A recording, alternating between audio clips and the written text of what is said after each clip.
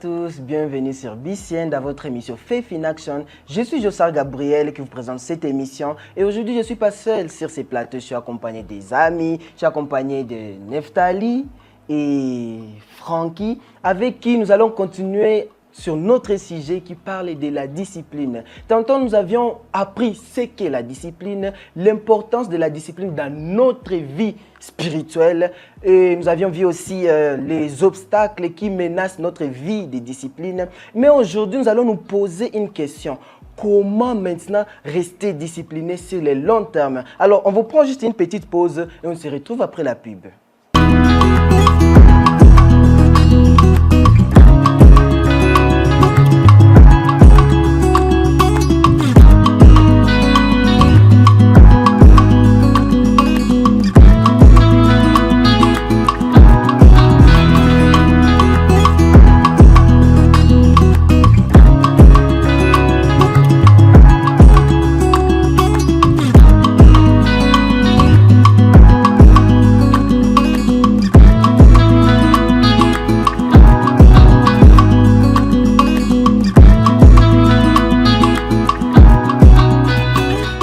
Bienvenue encore, chers téléspectateurs de BCN TV. Comme je vous ai dit, nous sommes Faith in Action. Et aujourd'hui, nous allons parler toujours de la discipline. Aujourd'hui, nous allons voir maintenant comment rester discipliné sur le long terme. Parce qu'il y a beaucoup de gens qui commencent. Le commencement est souvent facile. Mais rester constant, ça, c'est tout un fardeau. Alors, il y a une question qui m'est venue en tête. Je me suis dit, comment rester discipliné? Parce qu'il y a des personnes qui sont peut-être intelligentes, qui sont peut-être douées, qui sont peut-être motivées, mais qui ne restent pas disciplinées. Ça serait peut-être dit à quoi? Je ne sais pas si mes amis ont une idée. Pourquoi les gens ne restent pas-ils disciplinés, même si elles sont intelligentes, même si elles sont motivées, tout ça et consort?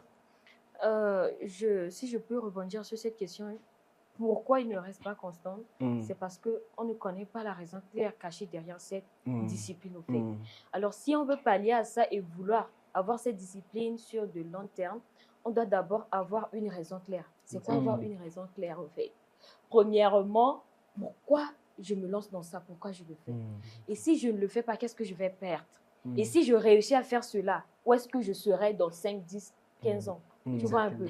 Alors là, déjà, on a cette idée claire, des objectifs bien définis qui vont avec. Et lorsqu'on a même cette raison claire cachée derrière cette discipline, on ne va pas se limiter là. On ne va pas se lever un bon matin et dire, bon, je commence. Aujourd'hui, je finis la Bible. Ça sera un peu catastrophique, tu vois. Là, c'est basé sur les émotions et le fait de vouloir avoir des résultats rapides. Alors, l'important est de non seulement avoir une idée claire, mais aussi commencer petit à petit. Aujourd'hui, je fais ça. Demain, je vais le faire encore. Et à chaque fois, lorsqu'on avance, on essaie d'évaluer notre avancement en fait. Aujourd'hui, je me suis pris cette décision de lire au moins 2 chapitres. Ok, j'ai essayé de le faire. Et si demain, hier, je l'avais fait, oui, ça commence déjà à aller. Et si demain, j'ajoute 2 versets à côté de ces 2 chapitres, oui, je crois que ça devient un peu plus intéressant. Demain, je vais le faire encore. Et au fur et à mesure que j'essaie de m'évaluer, dans ce sens, je vais me dire, mais ce n'était pas la Neftali qui se plaignait de la méditation ou de la prière. Maintenant, je vois que je commence à avoir petit à petit cette constante. Alors, lorsque cette constance est là, ça devient maintenant une habitude. Et qui dit souvent habitude, c'est quelque chose qu'on a vraiment difficilement, tu vois un peu. Alors, l'idée est de créer une habitude favorable à notre discipline, en fait. Donc, c'est un peu ça. Francky, je ne sais pas qu'est-ce que tu en penses sur ce que Neftali a dit. Souvent, il y a des personnes qui sont talentueuses, mais n'arrivent pas à garder des disciplines. Ça peut être dû à quoi selon toi? C'est parce que, comme elle a dit, c'est parce que si tu n'as pas une vision claire de ce que tu veux, en fait. Parce que si tu as une vision claire, tu sais où est-ce que tu es en train de partir. Et tu vas placer des bornes ou des limites qui vont te permettre d'arriver là où tu es en train de faire. Parce que beaucoup de gens abandonnent leurs peut-être rêves, n'arrivent pas à réaliser peut-être leurs rêves. Pourquoi? Parce qu'ils n'ont pas une vision claire de ce qu'ils veulent devenir, en fait. Parce que tant que tu ne sais pas où est-ce que tu es en train de partir, c'est comme si tu n'es pas stable. Quelqu'un d'autre peut venir, il t'amène là-bas, et l'autre peut venir, il t'amène là-bas. Malgré que tu es talentueux. Malgré que tu es talentueux. Parce que tu ne sais pas où tu es, en fait. Tu es talentueux, mais tu ne sais pas comment utiliser ce que tu es, en fait. Quelqu'un d'autre peut venir, et te dire quoi faire, parce que toi-même, tu ne sais pas. Alors, tu dois d'abord avoir une vision claire, même si tu es talentueux, parce que les talents peuvent t'ouvrir les portes, mais la discipline peut te dire maintenant qu'est-ce que tu dois faire à l'intérieur quand tu es dedans. Oui. Et tu sais, Jossa, il y a aussi ce idée qui me vient à l'esprit. Nous devons aussi éviter la distraction, en fait. Exactement. Parce qu'on ne doit pas être mélangé partout. Exactement. On peut vouloir beau avoir cette vision claire des choses, on peut beau vouloir fixer des objectifs et commencer à les faire petit à petit. Mais si on s'en tient toujours à l'idée d'être distrait et de se laisser aller, on ne va pas y arriver. Et on ne doit pas aussi oublier qu'il y aura des moments difficiles, en fait. Tout ne sera pas rose lorsqu'on va se décider, non, je vais mener cette bataille de discipline jusqu'à atteindre mes objectifs. Au fait. On doit reconnaître aussi ce côté où il y aura des jours où je vais tomber. Mais si je tombe, je dois toujours me rappeler pourquoi j'ai commencé ce bataille. Oui, parce qu'il y a peut-être des personnes qui sont talentueuses, mais qui pensent que leur talent est la chose primordiale. Voyons la discipline comme l'eau qui nous permet d'arroser cette fleur. Le talent est comme cette fleur, au fait. Alors, on va voir la discipline maintenant comme l'eau qu'on va prendre pour arroser cette fleur, pour que cette fleur puisse germer, au fait. Et si on s'en tient à l'idée de don, talent, tout ce qui va avec, la discipline vient comme cette flamme qui va m'éteindre ça en nous. Parce que si on s'en tient à l'idée de vouloir le faire juste par notre propre force, on aura juste des fanatiques, au fait. Et de tout ce que vous venez de dire, moi peut-être et les téléspectateurs qui nous suivent maintenant se demandent comment maintenant rester discipliné. Parce qu'on sait déjà ce qu'est la discipline. Comment rester discipliné sur les longs termes? Parce que je peux commencer aujourd'hui. Je peux prendre une résolution aujourd'hui. Mais après 2, 3 jours, je lâche. Alors, comment rester discipliné en vrai dire? Si je peux te répondre, pas aux téléspectateurs, et je dis, Jossa, comment tu dois rester discipliné? Évitons les émotions, s'il vous plaît. Exactement. Évitons les émotions. Ne prenons pas nos décisions ou ne fixons pas nos objectifs sur la base des émotions. Parce que les émotions, ça passe. Les émotions vont passer. Par exemple, en tant que chrétien, je participe aujourd'hui à une croisade de prière où je vois l'autre parler en langue au pauvre. Je tourne ici, quelqu'un me cite des versets. Je me vois, je dis, hé, ou bien je dis, hé Seigneur, aujourd'hui, je reviens vers toi. Je vais commencer à prier. Je vais commencer à lire la parole. Mais demain, cette même personne qui pleurait hier pendant la croisade, il met même des réveils, le réveil sonne, il fait comme ça, il éteint, il s'endort. Alors, si je prends cette décision avec fermeté, je dois le faire. Je sais que ça ne sera pas facile, mais je dois atteindre cet objectif. Et aussi savoir que ça ne sera pas par notre force. On ne va pas se lever un bon matin et prendre cette décision, mais on doit se dire, Seigneur, je m'adonne à toi. Je m'abandonne à toi. Aide-moi dans ce sens. Et ce que j'aime avec Dieu, lorsqu'on prend cette décision avec sincérité, avec un cœur réel, ouvert, il est toujours là pour nous aider dans ce sens, au fait. Oui, donc selon ce que vous venez de dire, que notre décision, que la décision de la résolution que nous avions prise ne soit pas sous l'émotion. Et peut-être, ces émotions ne peuvent pas peut-être nous aider, à nous encourager à faire quelque chose. Parce que l'exemple que vous avez donné, vous aviez vu peut-être une personne qui parlait en langue, une autre qui prêchait, qui donnait des versets. Est-ce que ça là, ça ne peut pas donner le courage, ça ne peut pas encourager? Ne confondons pas émotion et motivation. Ce qu'on a vu de l'autre, ça nous a motivés, au fait. Mais que cette motivation ne soit pas basée juste sur les émotions. Je le fais parce que, quand je vois Francky prier, je dois faire plus que lui. Là, l'émotion sera passagère, au fait. Juste parce que je l'ai vu à l'instant le faire, c'est pourquoi j'ai envie de le faire. Ok, la motivation est déjà là. Je l'ai vu le faire. Mais qu'en est-il de moi? Comment est-ce que je dois faire aussi pour atteindre ce niveau? Pas par jalousie, pas par haine, pas pour juste me concurrencer avec Francky, mais en tant qu'enfant de Dieu, je connais déjà mon identité. Je sais que Francky aussi est un enfant de Dieu. Francky n'a pas commencé juste comme ça. Il a commencé petit à petit pour arriver là. Alors moi, je connais mes routines, je connais mes habitudes. Qu'est-ce que je dois laisser de côté? Qu'est-ce que je dois améliorer? Qu'est-ce que je dois ajouter de nouveau pour atteindre cet objectif? Exactement. En fait, si je dois juste augmenter ce qu'il dit, parce que vous savez, quand tu poses l'objectif, parce que quand on prend le verset là que Jésus disait qu'il y a des personnes, c'est lui qui a construit sur les rocs et l'autre sur les sables. Et tous ils avaient l'objectif, en fait, c'est de construire une maison. Maintenant, la question c'est où est-ce qu'ils ont construit? C'est où est-ce que tu... Parce qu'avoir l'objectif, c'est bien. Maintenant, la question, c'est où est-ce que tu as construit? Au-dessus, parce que le fondement, c'est ça qui compte. Yes, yes. Parce que quand c'est comme on l'a dit, les émotions, ça passe. C'est comme la tempête va venir et puis ça prend tout ce que tu as vu. Maintenant, si tu as l'objectif, tu as construit sur le sable. Ça, on appelle comme les émotions. Parce que les émotions, ça passe, ça vient. Aujourd'hui, tu peux te dire, je vais gymer, demain, bon, comme mon exemple, j'ai commencé à gymer, mais tu vois, des jours, 3 jours, tu as abandonné. Après, c'est avec beaucoup de courage, en fait. Toi, des jours, tu as commencé à rigoler comme ça. Parce que ça me faisait mal. Et j'ai abandonné des jours. Parce que l'objectif n'était pas basé parce que j'ai vu quelqu'un, par les émotions, je mérite. Ou la comparaison. Oui, en fait, j'ai vu des photos. Moi, je suis je vais être comme ça. En fait, c'est ce que dans la vie, il y a toujours des gens qui essaiera toujours de te comparer avec quelqu'un. Il faut devenir comme ça. Ça, c'est pas ce que tu es, en fait. Maintenant, quand tu as construit ta vie sur base de ça, sachez qu'un jour, ça va passer. Et de ce que vous venez de dire, est-ce que cette comparaison-là ne peut pas nous aider à prendre peut-être des décisions qui sont réelles, qui sont bonnes? La comparaison est comme cette petite goutte d'eau qui va construire en nous non seulement le manque de confiance en nous-mêmes, parce que si on n'arrive pas à tel niveau, on a vu chez l'autre, on va commencer à perdre confiance en nous-mêmes. Alors, l'idée est de comprendre que qui dit discipline, c'est quelque chose de personnel, comme le dit nos thèmes précédents, en fait. C'est quelque chose de personnel. Si je vais aller à la salle de sport, je le fais personnellement. J'ai pris cette décision moi. Je sais pourquoi je le fais. Peut-être je le fais pour les muscles, peut-être je le fais pour me maintenir en bonne santé, peut-être je le fais pour ça, pour ça, pour ça.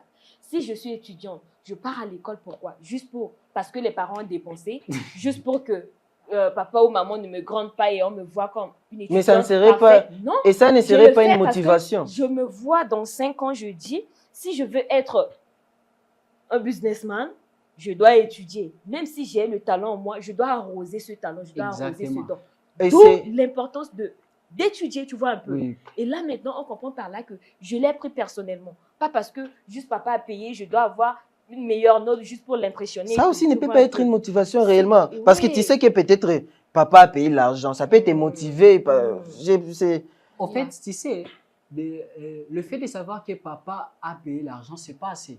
Tu vois? Oui, papa a payé l'argent. Maintenant, qu'est-ce que toi, tu dois faire pour maintenant produire des fruits de ce que papa a fait? Ça, c'est maintenant, ça devient la discipline. La motivation peut être papa a payé, je dois. Parce que si tu dis que j'étudie pour que papa a payé, ça, c'est déjà, tu es hors game, en fait. Mais ça aussi, ça peut être une motivation réelle. Parce que pourquoi papa a payé l'argent? Pour que tu puisses étudier. Exactement. Carrément. Maintenant, toi, tu vas faire maintenant, parce que les études, c'est comment?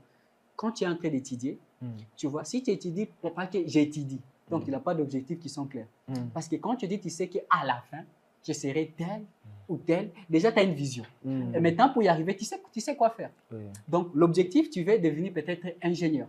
Mais pour devenir ingénieur, on ne peut pas juste dormir et se réveiller, tu deviens ingénieur. Alors, ce que Francky est en train de dire, c'est tellement réel. Prenons 2 exemples. Tu as vu l'autre bien musclé, tu es parti en salle de sport après 1 semaine. D'ailleurs, toi, tu t'es mis dans la tête qu'il a fait juste en 1 semaine. Parce qu'actuellement, sur les réseaux sociaux, on te dit comment devenir milliardaire en 2 jours, comment être bien musclé dans 2 secondes. Regarde-moi derrière. Mais c'est ça, c'est que le monde... Tu comprends par là, s'il te plaît. Tu comprends par là que là-bas, en salle de sport, tu es parti derrière des motivations qui ne sont pas soutenables. À l'école, papa m'a payé les études. Ok, il m'a payé les études. Est-ce que c'est vraiment ce que je veux faire? Même si je m'en tiens à l'idée de savoir, oui, papa a souffert pour avoir au moins cet argent pour payer ça. Est-ce que je me suis juste résolue sur cette motivation pour étudier? Ou je me dis, ok, papa il a payé l'argent, il a souffert pour avoir. Mais moi, personnellement, lorsque papa ne sera pas là, qu'en est-il de moi? Pourquoi je fais ces études, au fait? Alors, tu vas comprendre par là que je suis en train de me prendre des disciplines, des résolutions personnelles.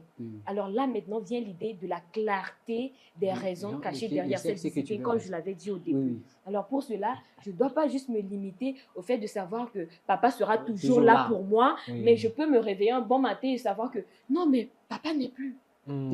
Tu vois? Alors, il faut voir cette tentation à l'avance et le corriger que de vivre maintenant dans la tentation et de se dire, mais si je savais, tu vois. Alors, si on prend déjà cette résolution et discipline avant, j'ai déjà une vision claire. Oui, papa a dépensé pour avoir cet argent. Pour que Oui, je je sois dois qui? étudier. Un bon matin, il ne sera pas là Voilà. à côté de moi. Oui, Mais j'ai déjà cette routine, j'ai déjà cette discipline en moi de savoir que non seulement à côté des études, je dois faire quelque chose. Alors, je dois étudier. Est-ce que je l'ai fait aujourd'hui? Hier, je l'ai fait. OK. Et si je rajoute quelque chose qui pourra aussi m'aider à grandir spirituellement, tu vois. Études, spiritualité, faire aussi quelque chose à côté, tu vois. Alors là, je suis en train de me prendre cette résolution pratique à moi-même dont je dois me serrer les hanches et dire, je dois y arriver. Et je dois comprendre par là que ce n'est pas facile. Ça sera difficile. Il y aura des jours où je vais me réveiller un bon matin et me dire, j'en peux plus. Exactement. Alors, lorsque le mot « j'en peux plus », ce mot-là, vraiment, ça nous détruit parfois. Lorsque le mot « j'en peux plus » arrive, rappelons-nous toujours pourquoi je l'ai fait. Pourquoi j'ai pris cette résolution. Ok, c'est difficile, mais je vais commencer, je vais toujours persister. Exactement. Pas de façon forte, tu vois. Il faut aussi parfois prendre un peu de recul, s'examiner, tu vois. Il faut toujours pas voir les choses en échec. Parce qu'aujourd'hui, j'ai failli, je me suis dit, tout ce que j'ai construit dans le passé, c'est voir l'échec. Non, non, non. Je dois me baser maintenant sur ces petits succès que j'ai eus dans le passé et construire encore le futur avec, tu vois. Et parfois, nous oublions les petits succès, les petits avancements qu'on a eus et se dire, non, bon, je laisse ces objectifs, je prends encore de nouveaux objectifs. Et c'est ce que nous faisons souvent chaque année. Et dans Non, tout je dois cela, faire ça, oui. est-ce que la motivation suffit-elle? En Non, aucun elle cas. suffit pas, en fait. En aucun Parce cas. que tu fais la motivation, tu peux commencer aujourd'hui et arriver demain, ça disparaît. La Tu n'as plus ça, en motivation fait. n'est pas constante au fait. Tu savais, il y a Ça des va, moments ça où revient. tu commences quelque chose avec force, avec vraiment courage, mais arrivé au moment, tu n'arrives pas à avoir des résultats de ce que tu veux. Parce que c'est qu'on doit comprendre, notre marche ne sera pas tellement clean comme ça. Il y aura des hauts et des bas. Des hauts et des bas. Alors, si toi, tu t'es basé que sur des motivations, quand tu vas te retrouver en bas là où tu ne vois pas ce que tu attendais, tu vas te fâcher, tu vas abandonner. Mais quand tu as placé la discipline et tu as une vision, c'est pour cela que j'ai aimé comment Neftali a dit, quand tu as une vision claire de ce que tu veux devenir. Parce que quand tu as une vision claire de ce que tu veux devenir, même si tu es en bas, c'est comme si tu vois déjà là où tu veux être. C'est pour cela, même si la motivation va s'éteindre, la discipline, lui, va te relever pour te pousser à aller là où tu veux y être. Et de tout cela, comment alors maintenant rester discipliné en ayant fait de nombreux échecs, en ayant échoué la première fois, la deuxième fois? Parce qu'il y a j'ai écouté, vous avez parlé de la constance. Alors, en ayant échoué, parce que moi, des fois, je peux échouer pour la première fois, la deuxième fois, j'abandonne. Alors, comment rester discipliné en ayant échoué pour la première fois et la deuxième fois? Moi, je dirais et pourquoi même? Et qu'est-ce que même la Bible nous dit dans tout cela? Moi, je dirais que nous devons voir l'échec plutôt comme un succès à moitié. Exactement. Vaut mieux faire quelque chose, échouer et recommencer que de ne rien faire et regretter après. Exactement. Tu vois un peu. Alors, si j'ai commencé, j'ai échoué, je ne dois pas voir cet échec comme la fin de tout, tu vois. Je dois plutôt prendre cet échec comme une formation, de l'analyser. Pourquoi ça n'a pas marché, tu vois. Ces genres de petites questions nous aident tellement à aller de l'avant au point où parfois nous ignorons ça et nous nous disons non, c'est pas fait pour moi. Tu vois, on abandonne facilement en disant c'est pas fait pour moi. Alors si on prend conscience que oui, j'ai échoué, mais qu'est-ce qui n'a pas marché? Est-ce que j'avais vraiment eu des routines fixes ou bien je tâtonnais juste? Alors si ce n'était pas le cas, je prends cette résolution maintenant, je dois avoir des routines fixes. Et qui dit routine fixe, ça crée des habitudes, tu vois. Je sais que chaque 12 heures parfois, lorsque tu le fais tellement au point où l'heure arrive, ton esprit déclenche quelque chose. Tang, tang, tang. Ça devient comme une alerte pour toi, en fait. Tu n'as pas besoin de forcer, ça devient une habitude pour toi, tu vois. Alors nous devons voir par là, comme je l'ai dit au début, c'est pas facile. On va tomber. Tout ne sera pas rose, on ne va pas aller du coup réussir tout d'un coup au fait. Ce sont ces petits échecs qui font notre force au fait. Et si on ajoute les critiques dans tout cela? Ah là là, moi je dis plutôt que les critiques, les critiques c'est comme des panneaux publicitaires pour mauvais.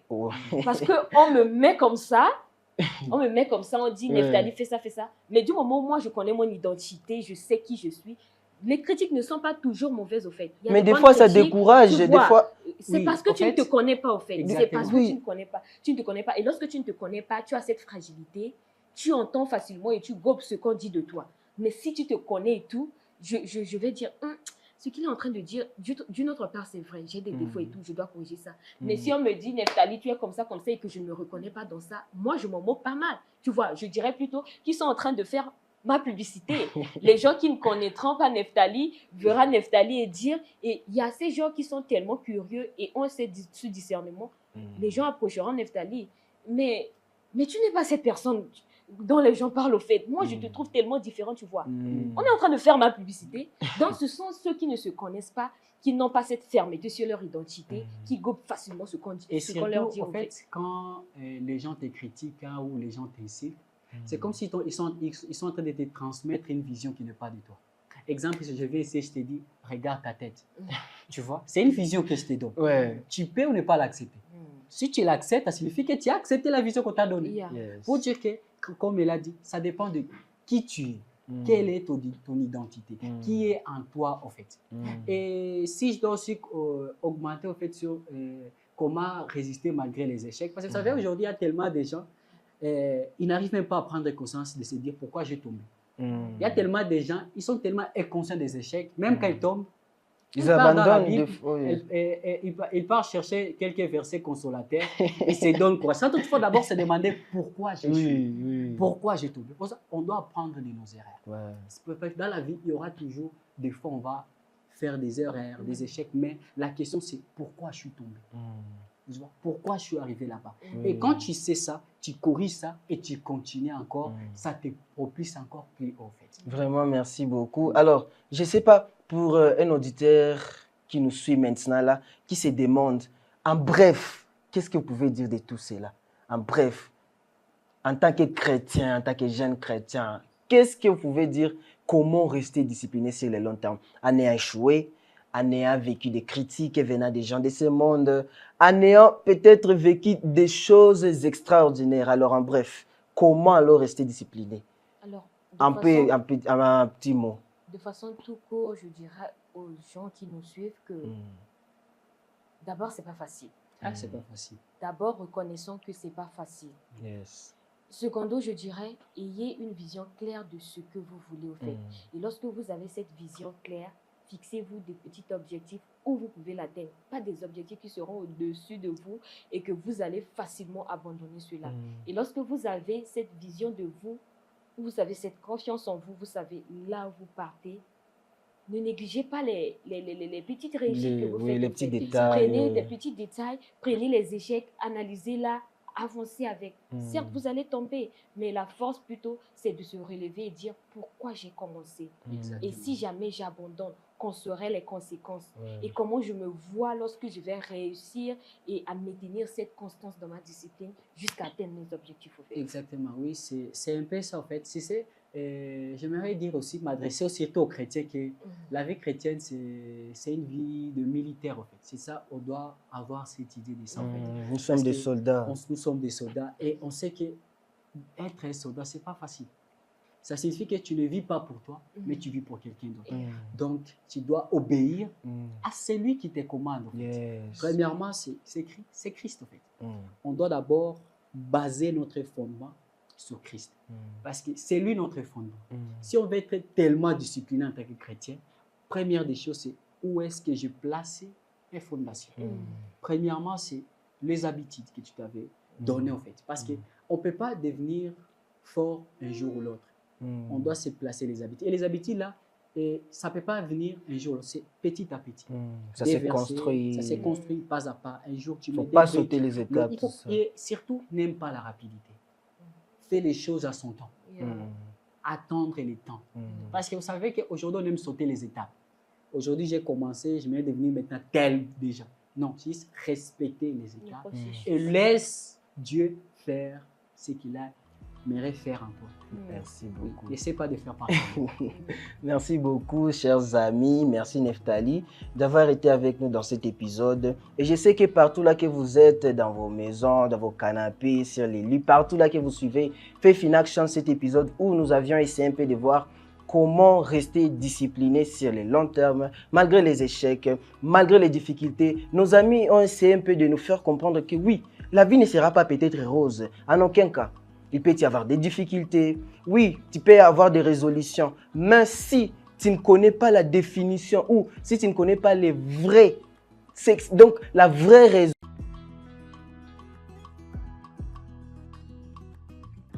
Bonjour à tous, j'espère que vous allez bien. Moi, c'est Jossar Gabriel. Je vous accueille dans BCN TV dans votre émission Faith in Action. Nous vous invitons dans ce merveilleux programme Faith in Action qui se traduit en français La foi en action, qui est une foi qui ne reste pas que dans les paroles et dans nos cœurs, mais qui se voit dans nos actions, dans l'obéissance et dans notre caractère au quotidien. La bonne nouvelle, c'est que vous pouvez suivre Faith in Action sur Canal+, 643 et également sur Startem 107. Et ça se passe tous les lundis à partir de 20h30, heure de Kigali. Vous pouvez toutefois télécharger BCN sur App Store ou bien sur Play Store. Merci de nous avoir écoutés et je suis sûr que vous serez édifiés. Restez connectés, que la grâce de Dieu vous localise. Soyez abondamment bénis. Bye.